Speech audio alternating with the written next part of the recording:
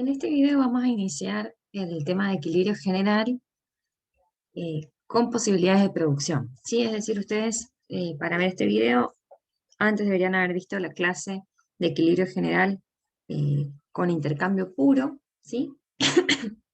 En esos videos de equilibrio general con intercambio puro, lo que analizaron fue justamente cómo se alcanza el equilibrio general cuando las dotaciones de los bienes están fijas, ¿sí? Entonces la única posibilidad que tienen los individuos de la economía es la de intercambiar un bien por el otro, si es que así mejoran su bienestar, ¿no? Bueno, entonces ahora vamos a abrir un poco la jugada y vamos a ver qué pasa con el equilibrio general en una economía cuando es posible cambiar las dotaciones de los bienes, ¿sí? Es decir, hay posibilidades de producción, ¿sí? De ampliar o disminuir la cantidad de cada uno de los bienes que existen en la economía. Y para eso vamos a ver, primero volver a sentar un poco cuáles son los supuestos del modelo, vamos a replantear el concepto de la eficiencia en el sentido de Pareto, o recordarlo para tenerlo presente porque es relevante para este tema, y vamos a ver dos modelos. El modelo más sencillo, ¿sí?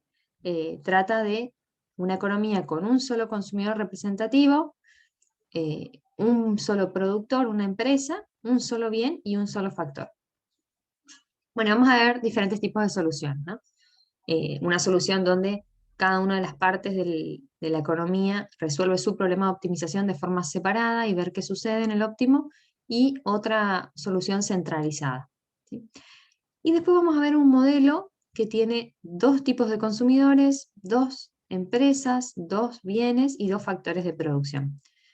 Vamos a plantear o analizar la eficiencia técnica o en la producción, ¿sí? Que para eso tenemos que tener en cuenta la posibilidad de que exista, primero, para facilitar el análisis, la posibilidad de que exista una sola empresa, y vamos a ver de qué forma se asignan eficientemente los recursos en ese caso. Luego, la posibilidad de que exista más de una empresa y y un solo producto, ¿sí? Y veremos cómo es la asignación eficiente entre las empresas. Y después, ya el modelo completo, digamos, con dos empresas y dos productos y dos factores de producción también, ¿sí? Y veremos cuáles son las condiciones para que la asignación de los recursos sea eficiente, ¿sí? Entonces, todos estos casos, digamos, harían referencia a lo que llamaremos eficiencia técnica o eficiencia en la producción, ¿sí? Y después vamos a ver de qué se trata la eficiencia global, ¿sí? Que básicamente tiene en cuenta la eficiencia técnica más la eficiencia en el consumo, que es lo que vieron en las clases de equilibrio con intercambio puro. Vamos a ver la relación que hay entre eficiencia en el sentido de Pareto y equilibrio competitivo. En ese sentido vamos a plantear los teoremas del bienestar y al final vamos a ver algunas cuestiones sobre distribución y la necesidad de la intervención del Estado, ¿sí?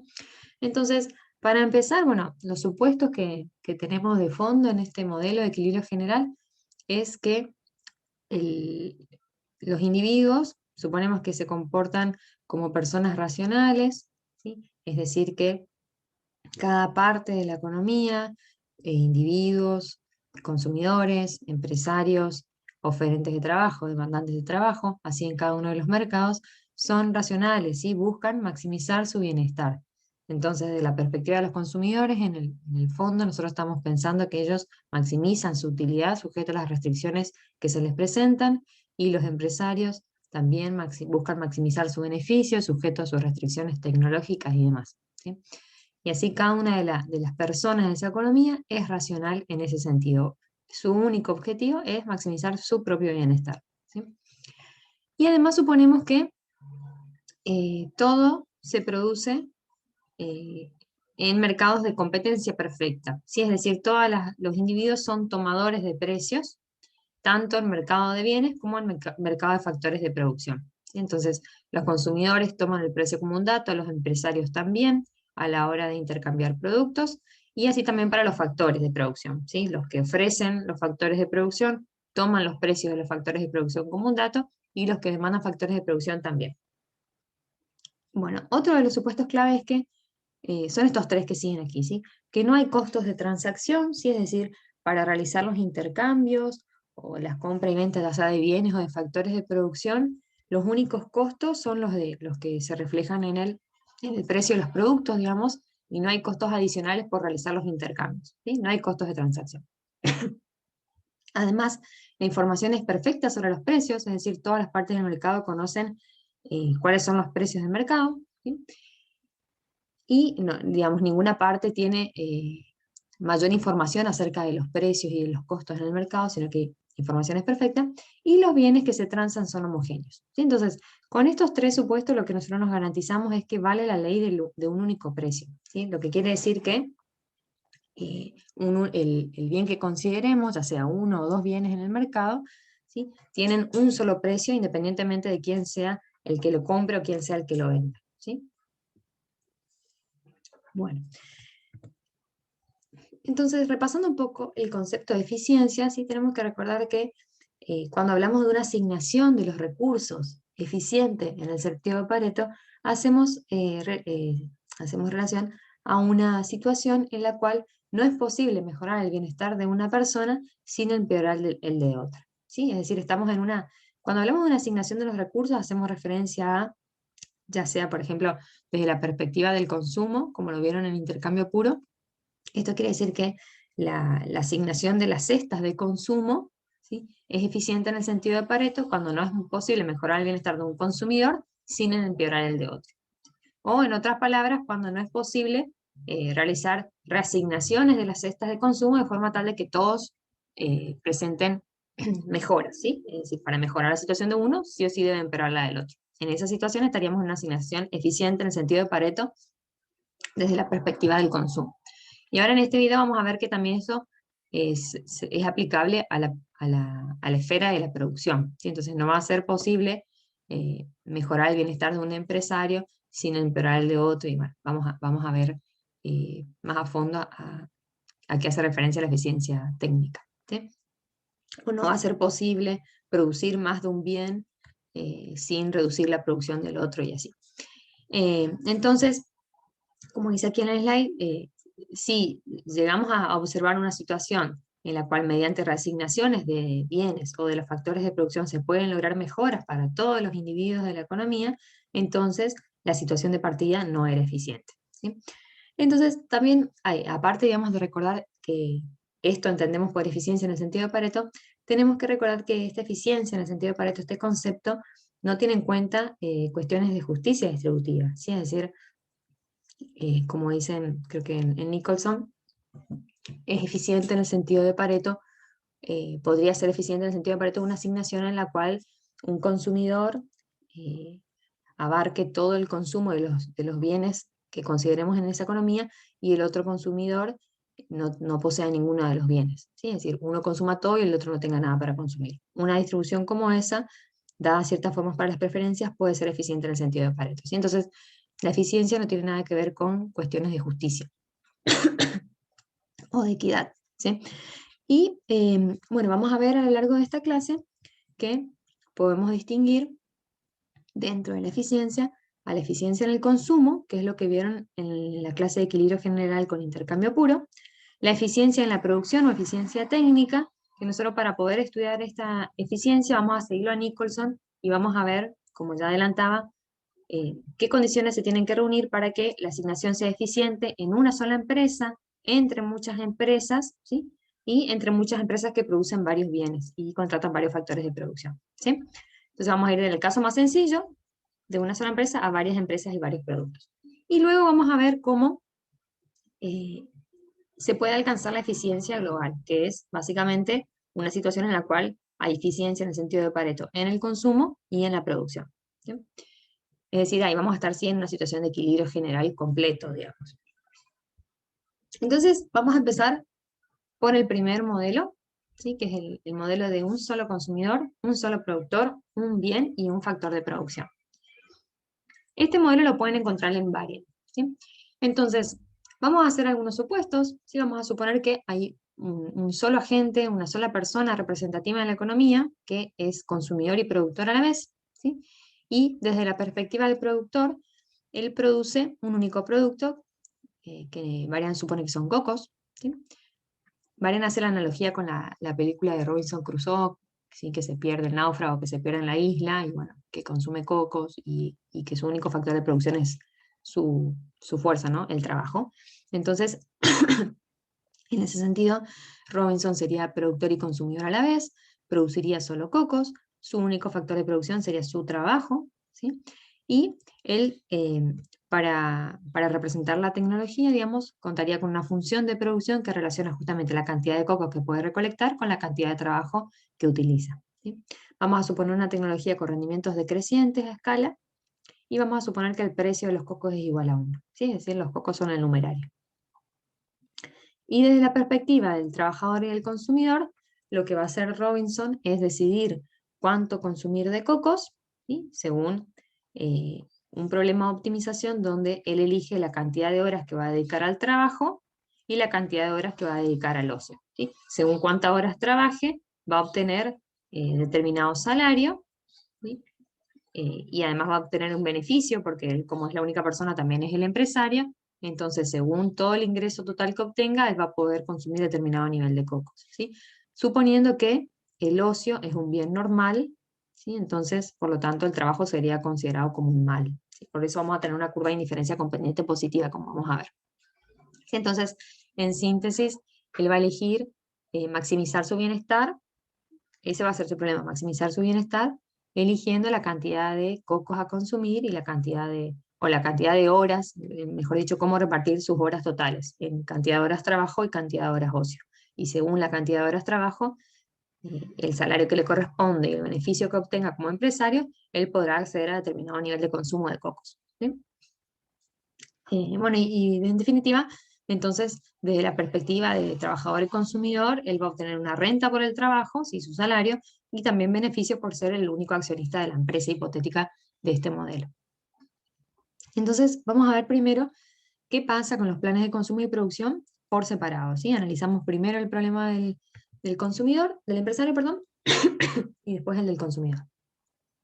Entonces, fíjense que, como ya habíamos visto antes en la materia, el problema de este empresario va a ser elegir la cantidad de factor trabajo que va a contratar de forma tal de maximizar su función de beneficios. ¿Sí? Entonces, el problema de optimización lo podemos plantear de esta forma. Él va a buscar maximizar su beneficio, donde la variable de elección es el trabajo, y su beneficio es igual al precio de los cocos por su función de producción, o la cantidad de producto que obtenga, menos sus costos totales, donde el trabajo es el único factor de producción y por lo tanto el costo total es el costo salarial, digamos. Y sujeto a que la cantidad de productos que obtenga, digamos, va a estar relacionado con su función de producción. Entonces, si uno tuviera funciones explícitas, digamos, podría buscar la condición de primer orden, ¿sí? Y para obtenerla deberíamos derivar la función de beneficio con respecto a la variable de elección, que es el trabajo, e igualarlo a 0, ¿sí? Como hicimos varias veces. Entonces, ¿qué obtendríamos? Es fácil ver, digamos, no hace falta que tengamos funciones explícitas. Si nosotros derivamos esta función de beneficio con respecto al trabajo, vamos a tener que, bueno, PDC no, el precio del coco suponemos que es igual a 1, y esto es una función del trabajo, por lo tanto, esto sería la derivada de la función de producción con respecto al trabajo, no es otra cosa que la productividad marginal del trabajador, ¿sí? Si quisiéramos, podríamos poner a PDC valor 1, o dejamos PDC para tener en cuenta el precio del coco.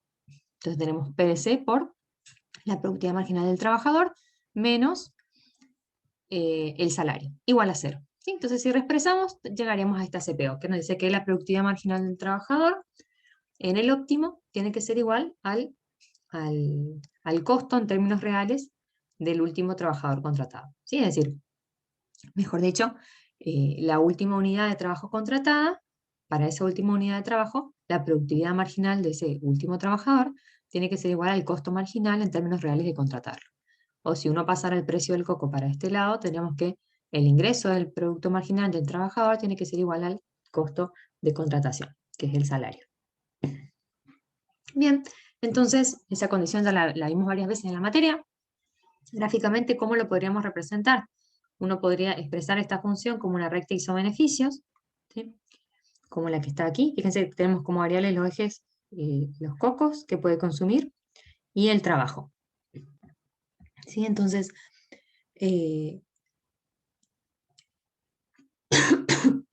tendríamos una función de producción que muestra rendimientos decrecientes, ¿sí? una función de producción de cocos en función de la cantidad de trabajo y la función de la recta isobeneficio del empresario. Entonces, la pendiente de la recta isobeneficio, ustedes saben que es el salario real, ¿sí? W sobre PC, y la pendiente de la función de producción es la productividad marginal del trabajo, en este caso.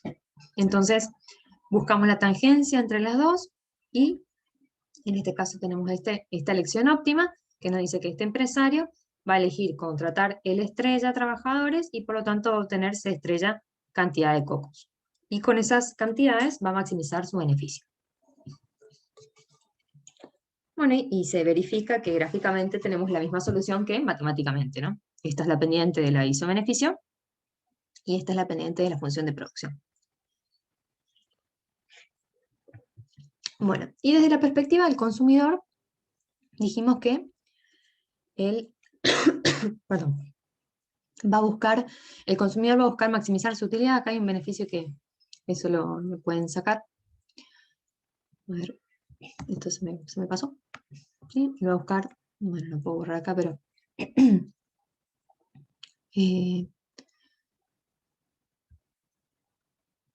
a ver, aunque esto no me deja.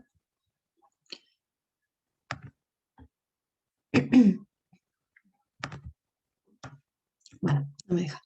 No importa. Ustedes acá deberían borrar este beneficio, simplemente, ¿sí? O sea, el consumidor va a buscar maximizar su utilidad, su bienestar, su utilidad, donde la utilidad depende de cuánto de las horas disponibles con las que cuenta destina al trabajo y cuántas de las horas disponibles destina al ocio, ¿sí? Esas van a ser sus variables de elección. Ocio y trabajo, entonces.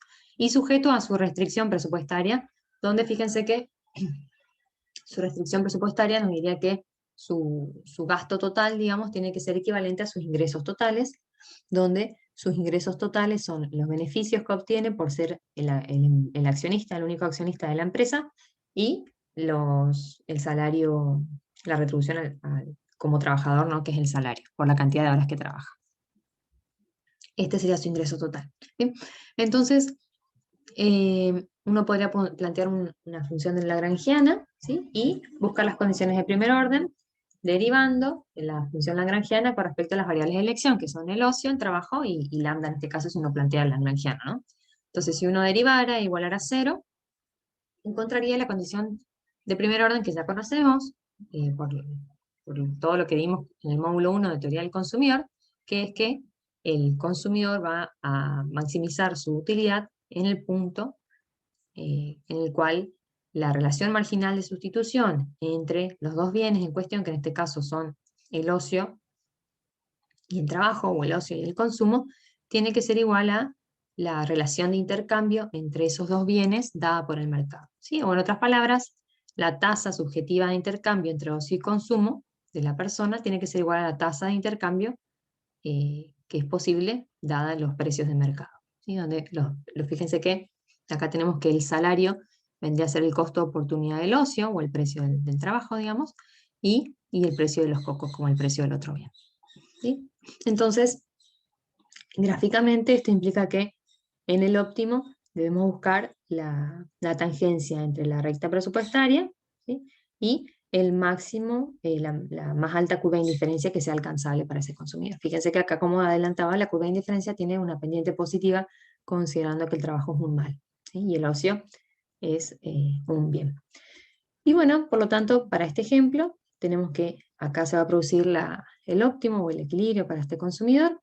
Él va a elegir, por lo tanto, consumir C estrella de cocos, va a elegir trabajar esta cantidad de horas, y si L raya es la cantidad máxima de horas que él dispone, entonces la diferencia entre L raya y L estrella va a ser la cantidad de horas que dedica al ocio, ¿sí? Bueno, entonces fíjense que en síntesis, este problema del consumidor y el problema anterior del empresario son lo que habíamos visto ya antes en la materia, en los módulos 1 y 2. ¿Sí? A ver, que no me está dejando pasar de Filmina. Un segundito.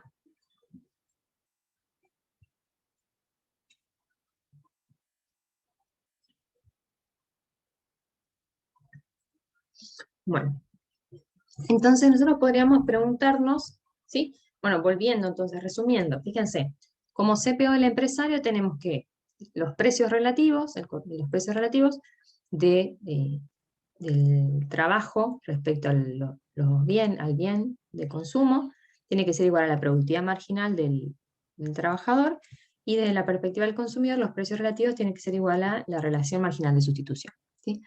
Esto, fíjense que a este resultado llegamos de forma descentralizada, digamos, ¿sí? En el sentido de que el empresario, por un lado, ¿sí?, toma como datos el precio del bien que vende, el precio del factor que contrata y resuelve su problema de optimización y llega a este resultado.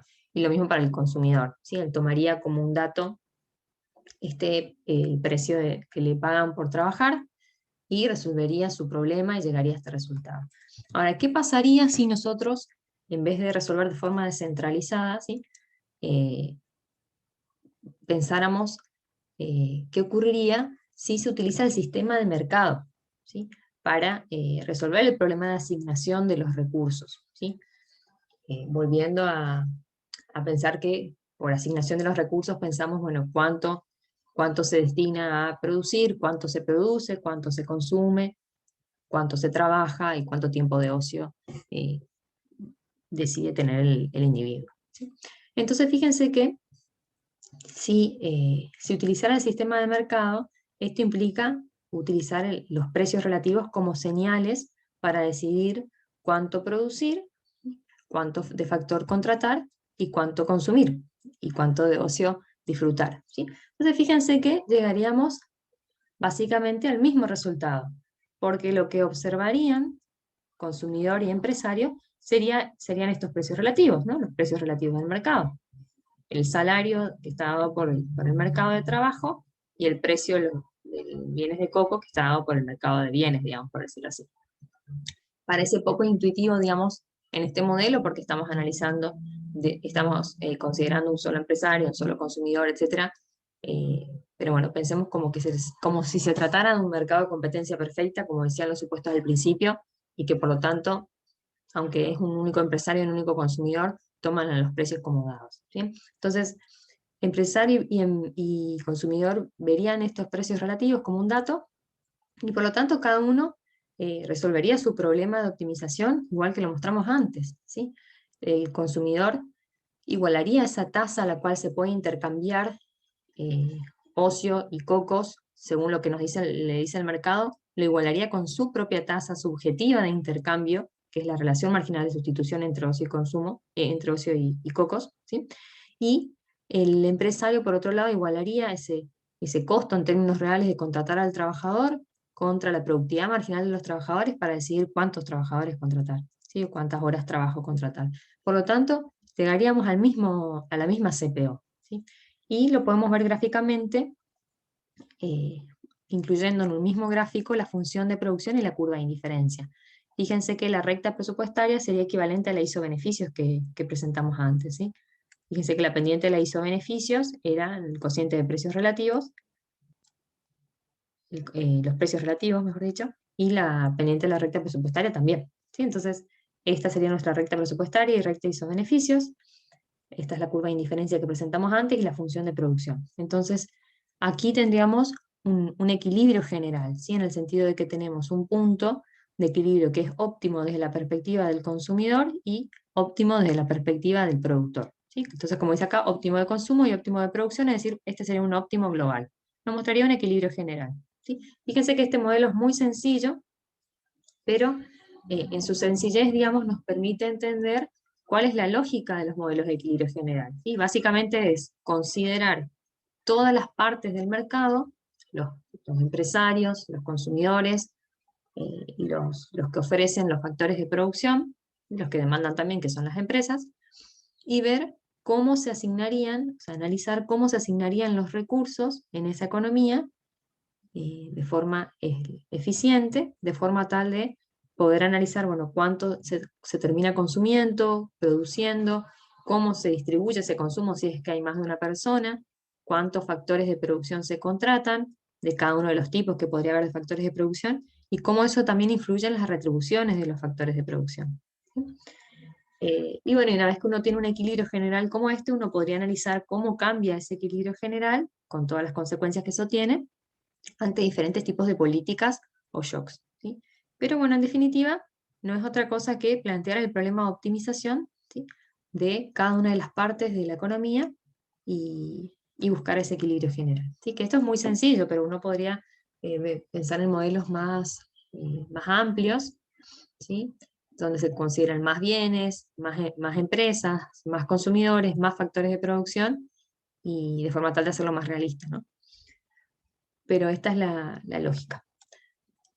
Bueno, fíjense que antes hicimos el supuesto de que los rendimientos de la función de producción eran decrecientes a escala, ¿no? Entonces, ¿qué ocurriría con rendimientos constantes a escala?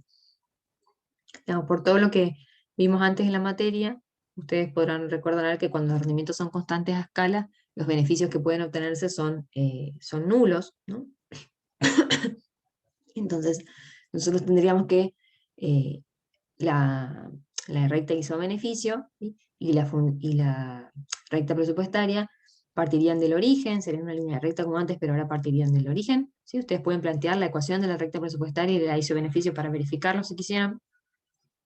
Bueno, y en este caso también tendremos una única solución óptima, ¿sí? Porque sería posible encontrar una tangencia entre la curva de indiferencia y la recta presupuestaria y función de producción, ¿sí? La función de producción obviamente será lineal cuando los rendimientos son constantes a escala, porque al aumentar el trabajo en determinada proporción, la cantidad de producción de cocos que se puede obtener aumenta en la misma proporción, por eso es una función lineal. Ustedes pueden verificar que la recta presupuestaria tiene esta forma lineal también, que parte del origen. Y bueno, entonces en definitiva no tendríamos mayores problemas pensando que los rendimientos de la función de producción son constantes a escala, ¿sí? Y ahora, ¿qué pasaría si pensáramos que eh, el problema que estamos analizando ocurre para un tramo de la función de producción que presenta rendimientos crecientes a escala? ¿Sí? Es decir, nosotros tendríamos una función de producción con esta curvatura, ¿sí?, que mostraría que a medida que aumentamos la cantidad de trabajo, la cantidad de producto que se puede obtener aumenta en una proporción relativamente mayor, ¿sí? Y bueno, y si uno pensara en una curva de indiferencia, tendríamos un candidato óptimo como este, ¿no?, que nos muestra la tangencia entre curva de indiferencia y función de producción. Pero claramente este no sería un verdadero máximo para los empresarios, ¿sí? Porque si uno piensa un poquitito en lo que vimos en el módulo 2 y en el módulo 3, si estamos en un tramo de la función de producción que tiene rendimientos crecientes a escala, eso va a estar implicando que para ese tramo, si uno analiza los costos, ¿no?, que están asociados con ese tramo de la función de producción, los costos medios van a estar por encima de los marginales, ¿sí? Por lo tanto, el empresario estaría posicionado en un punto de beneficios negativos, ¿sí?, o estaría con pérdida. Entonces, el empresario, si pudiera aumentar la producción, tendría incentivos a aumentarla, y por lo tanto, ese punto no sería un verdadero equilibrio en el empresario, sino sería un equilibrio estable al menos. Entonces, en definitiva, con rendimientos crecientes a escala, no habrían precios de mercado que serían compatibles con la elección del productor y del consumidor, ¿sí? Por lo tanto, no sería posible pensar en hallar un equilibrio general para un tramo de la función de producción que presenta rendimientos crecientes a escala.